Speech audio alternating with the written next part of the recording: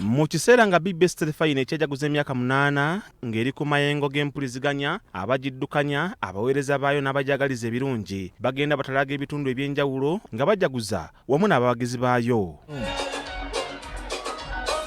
Eggandaalo ya sabbiiti eno, BBS Terefayina erimalidde ku Kasana Luweero ku Alianza Hotel ng'abaweereza baayo ssaako n'abagikulira bajaguliza wamu n'abawagizi baayo ng'ekifo kyonna kibadde kikubyeko bugule.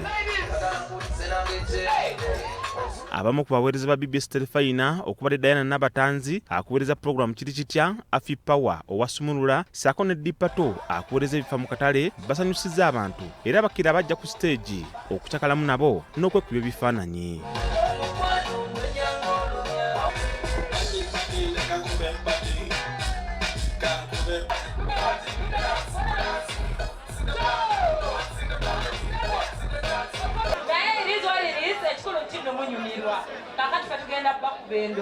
Kuno kw'ossa badijje bakaliba abasumuludde omuziki ogukyamudde abantu mu kifo kino.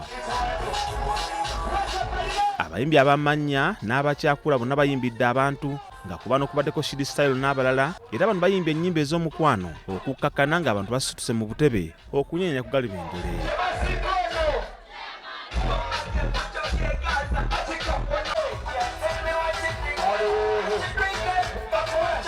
Lwa BBS Terefayina akulira bakitunzi Alex Katende Biriggwa yeebazizza nnyo abantu b'ebulemezi ne bannayuganda okutwaliza awamu olw'okwagala BBS Terefayina kyokka n'abasuubiza nti bingi bikyali mu ffumbiro.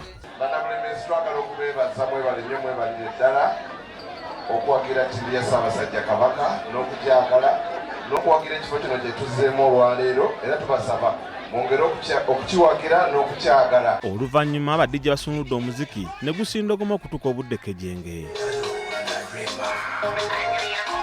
BBS Terefayina ekyagenda ddala mu maaso nga bugolo n'okujaguza emyaka 8 ng'eri ku mpewo z'amayengo ewuluguma era gye tannatuuka amaaso gababeere mu kkubo kubanga tujja.